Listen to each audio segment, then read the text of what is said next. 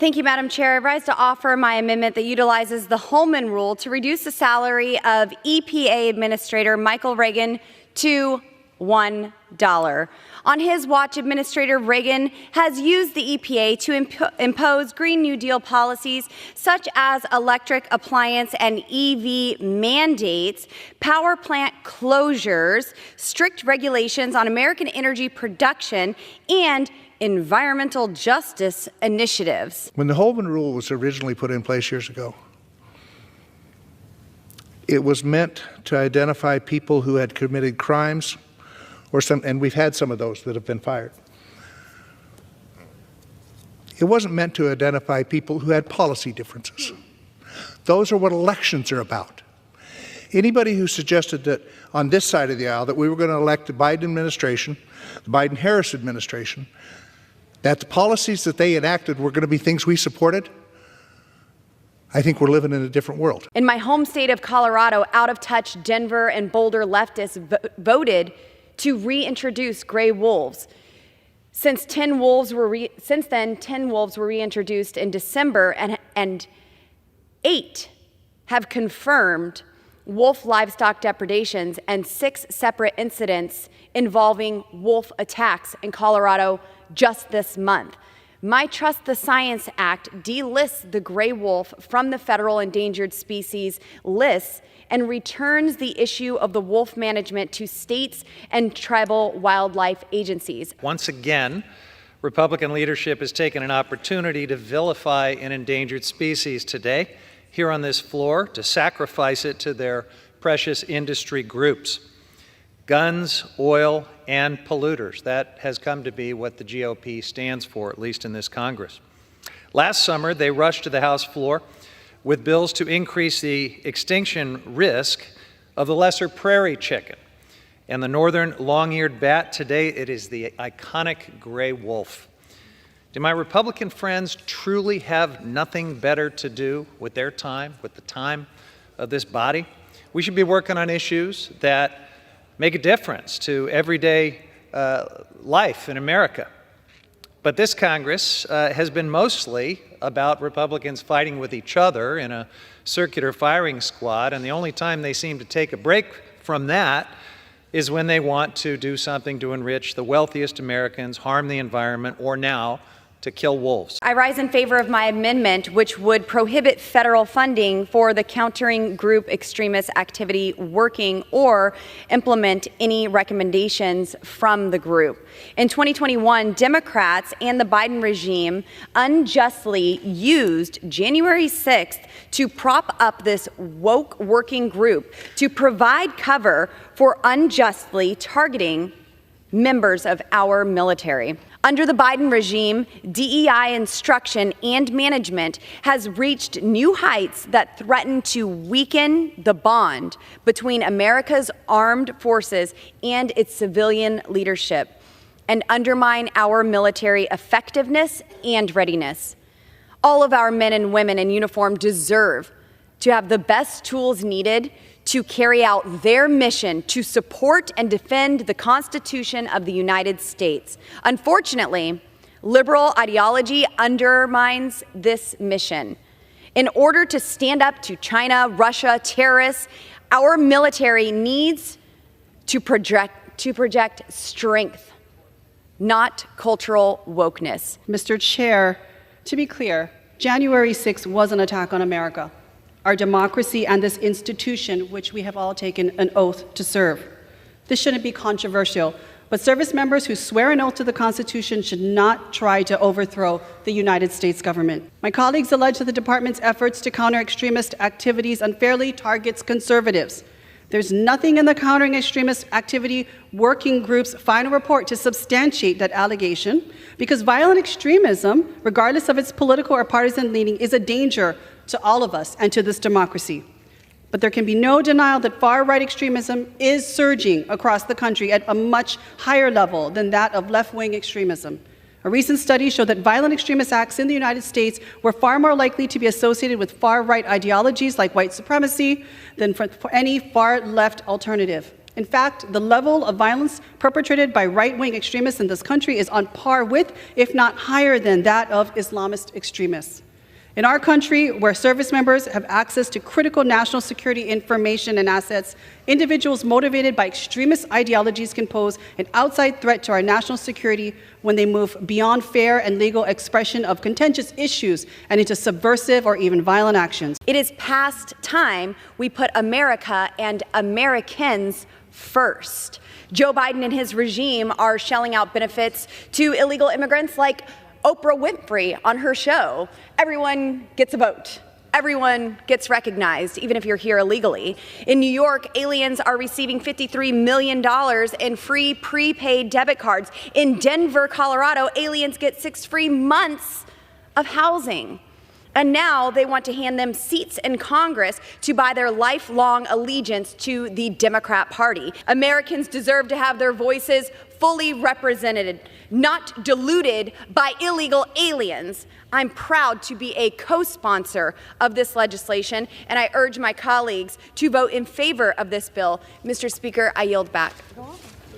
Thank you kindly, and it's always delightful to hear my friend from Colorado speak. One thing that I do want to point out, however, because there might be some students in the gallery today, is that there can be no illegal aliens and there can be no green card holders in Congress, because the Constitution very clearly specifies that you must have been a citizen for 7 years before you run for the House, and you must have been a citizen for 9 years before you run for the Senate, and you must be a born U.S. citizen in order to run for president of the United States, which some of the historians, as I think I mentioned before, attribute to Thomas Jefferson trying to write Alexander Hamilton out of the presidential sweepstakes. In any event, I think that my colleagues should probably relax with some of the hyperbole and exaggeration here. After all we're saying is let's keep doing what we've done since 1790 in the country. This is the way that the census and the reapportionment have always been run in the United States of America, and what they're proposing is obviously a radical departure from what the Constitution ordained. On Michael Reagan's watch, the EPA has prioritized DEI over domestic energy, climate change over consumers, and EVs over our great economy.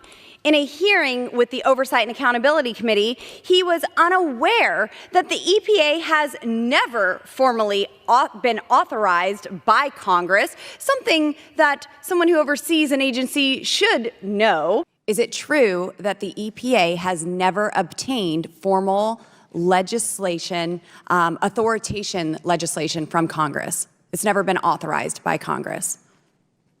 EPA is not authorized by Congress? I'm asking you. I thought EPA was authorized by Congress. Well, the EPA is not. The EPA has never been formally authorized by Congress. However, this agency has imposed over $1.3 trillion in regulatory costs since the Biden regime took office. It's just shocking. You spend so much time with our regional staff and regional administration and Region 8 and have such productive conversations about how we're doing things for your district and your state, and then you take this microphone and you I've also seen the coal plants that have been decommissioned in my state. But 100% we should not I've seen the energy regulations that have regulated my district into poverty. You're spending time with my staff. So sure. In your district. Of course I am. I have oversight over your staff, and I want them to answer. I want them to provide a service for the American people. Complimenting them but there about are the so much. Yes, there are some things that have been done well, but not everything. 100% when we have $617 billion per year in rulemaking, that is absolutely absurd. In March of last year, the EPA Twitter account posted, quote, as a bicultural, bilingual, and bisexual woman, Iris deeply empathizes with communities at the intersection of overlapping crisis of injustice, hashtag climate change, and environmental racism, end quote. We cannot have the head of the Environmental Protection Agency claiming that even the environment is racist. This is, another season of all the questions are made up and none of the points matter. The American people want their government to work for them, not against them. This administration's Green New Deal regulations are increasing regulatory costs at a rate of $617 billion per year of rulemaking. Is that clear? $617 billion in just rulemaking alone. This isn't a bill that Congress is passing. It's just rulemaking by the agency itself. And if they continue at the Obama administration's regulatory pace, this will cost American families $60,000. It's time to put an end to governing by the Green New Deal, which is very much a scam. And the first step is to get rid of Administrator Reagan. Anybody who suggested that on this side of the aisle that we were going to elect the Biden administration, the Biden-Harris administration, that the policies that they enacted were going to be things we supported, I think we're living in a different world. They're enacting their policy. Instead of doing these types of amendments, and I've opposed every one of them except one, instead of doing these types of amendments, what we need to do is, if we oppose them, get out and elect another president to get the job done. This doesn't do anything. If you could tell me that they had committed some crime, something that they didn't have the authority to do, then maybe we'd consider it. But I noticed on all of these things, there's an awful lot of Holman amendments that are going to be, and I'm only going to speak on one of them. Same message goes out for all of them. You don't do this because, frankly, I don't think we have the authority to do it. Speaker, thank you very much. I'm about to yield to my friend, Ms. Meng from New York, but I'm inspired by the remarks of the gentleman from Wisconsin, especially about the word republic, which of course comes from res publica, the public thing. He happened upon a subject that's of a lot of interest to me because I wrote a paper about it when I was in 6th grade, the Pledge of Allegiance. It was written by a radical Baptist minister named Francis Bellamy. I'm not sure if the gentleman's aware of that, on the 400th anniversary of Columbus's arrival in the New World. And Reverend Bellamy, who was an abolitionist in Vermont, was concerned about the continuing salute of the Confederate battle flag in the southern states. And so he wanted to write a flag salute that would be unifying for the Union.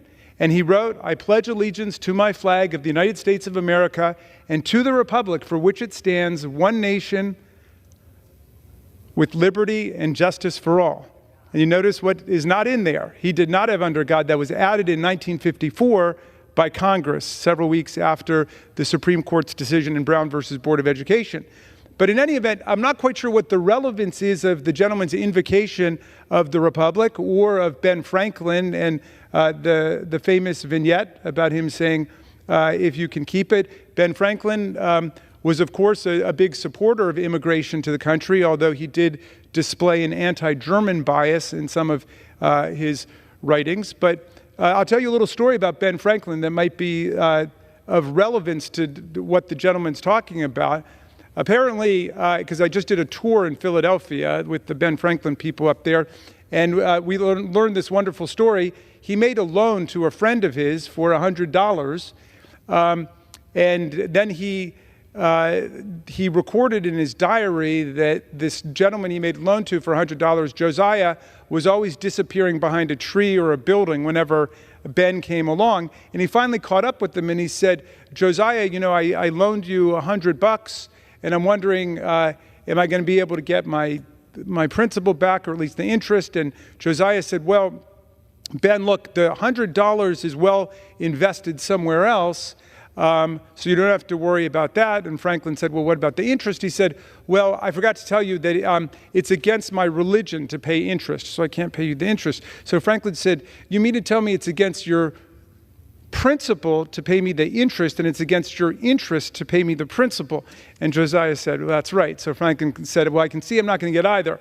Well, look, here our principles and our interests converge very much. The principles are set forth in the Constitution, which is we count everybody, and everybody is part of the census, and everybody is part of the reapportionment process. It's been like that since 1790. We don't need to start finger painting on the Constitution with this silly election year proposal. But it's also in our interests because, as my colleagues have said, this is a land that is built on immigration, except for the Native Americans who are already here and the people who were brought over as slaves. All of us are the descendants of immigrants to this country. Tom Paine said when he got to America in 1774, 2 years before the Revolution, he said, "This land, if it lives up to its principles, will become an asylum to humanity." Not an insane asylum, mind you. An asylum to humanity, a place of refuge for people seeking freedom from religious, political, and economic oppression. That's who we are. And every day I have in my office people from the hotel industry, people from the construction industry, people from the restaurant industry saying, we've got huge labor shortages. We need people in America. So I'm for a whole lot more lawful immigration to America, less unlawful immigration in America, like the deal that was worked out in the Senate that was rejected by the Republicans, and a lot less demagoguery about who we are as a country, because the census and reapportionment provisions in the 14th Amendment tell it all. This is a country that's for everybody, seeking opportunity and hope, willing to follow the law and follow our Constitution. With that, I will yield to the gentlelady from New York. The so-called countering group extremist activity working has been weaponized and implemented to almost exclusively target Republicans, conservatives, and libertarians serving in the military. And yet, by its own metrics, it has been a massive waste of money and time. The Defense Department continues to spend large amounts of time and money to combat extremism, yet its own analysis of the situation shows that it's entirely unnecessary. In fact, fewer than 100 service members have been subject to the discipline due to engagement in extremist activities. That's only 0.005% of the approximately 2.1 million active and reserve personnel. Clearly, extremism is not the problem that my colleagues on the left and media outlets made it out to be. The United States military is tasked with one mission: maintaining mission critical readiness to protect the American homeland. Sowing our armed forces with divisive rhetoric designed to pit races and genders against one another is not only morally wrong, it poses a very real threat to our national security. Yet the latest report from the Department of Defense Inspector General found that 78 service members were alleged to have advocated for the overthrow of the government in the past year alone. That is likely an undercount given reported challenges in gathering and compiling data across the military departments. Clearly, extremism in the military remains a persistent and serious issue, one that we should not take lightly, again, given the January 6th insurrection in which we know some service members and veterans participated. This fact alone should be deeply concerning to every single one of us in this chamber. Instead of taking this problem seriously, this amendment prohibits the Department of Defense from implementing recommendations designed to counter extremist activity in our military. This undermines unit cohesion, the readiness of our forces, and ultimately public trust in our military. In 2009, the Obama administration upheld the decision to delist gray wolves when their Interior Secretary, Ken Salazar, a Democrat from Colorado, announced the decision at a press conference that the Fish and Wildlife Service decision to delist gray wolves was a, quote, a supportable one. Scientists have concluded that recovery has occurred, end quote. In 2011, Congress directed USFWS to reinstate a rule to delist the gray wolf in the Northern Rockies ecosystem.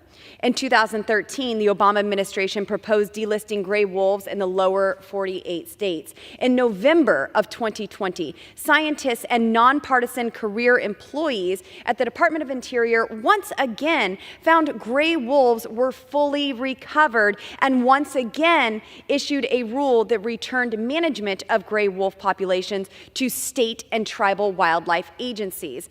Unfortunately, frivolous litigation was filed by the Defenders of Wildlife, Wild Earth Guardians, and other extremist groups, and an activist California judge subsequently pandered to these groups by vacating the 2020 rule and ultimately relisting the gray wolf by judicial fiat. State and tribal wildlife agencies have a proven record of successfully managing gray wolves. In fact, Montana's successful state management resulted in gray wolves being 500% above Fish and Wildlife Service recovery goals. Idaho's successful state management resulted in gray wolves being 700% above recovery goals.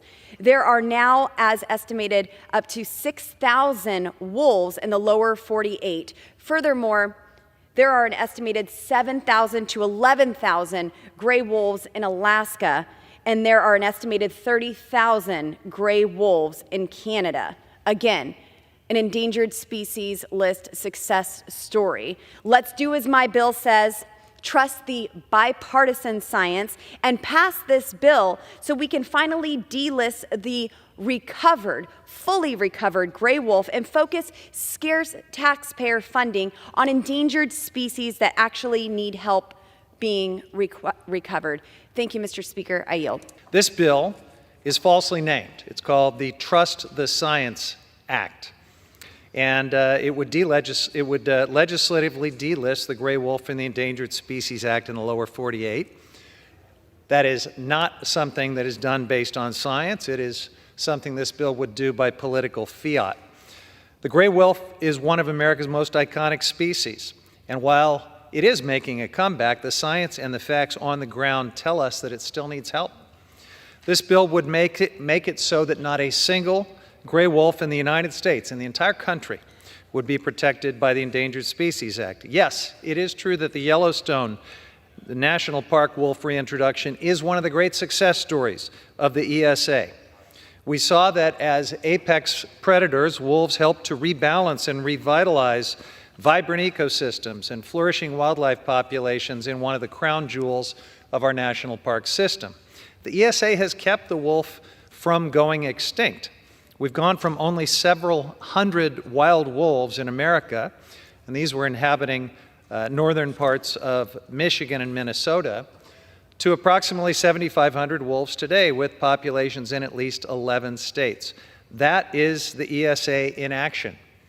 It's a great success story, but that doesn't mean that we can just unfurl a banner and declare mission accomplished.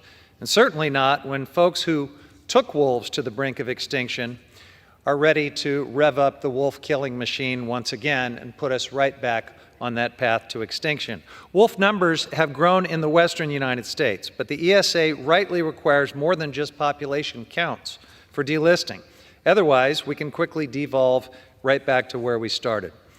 There are still a lot of factors that go into species recovery: habitat destruction, disease, the regulatory and recovery efforts by states that would have to take over management of the species if it is delisted, and a lot more. So the ESA requires that the Fish and Wildlife Service use the best available science to assess all of this, not just population numbers, before they make any delisting decisions. And importantly, the Fish and Wildlife Service must consult with tribes.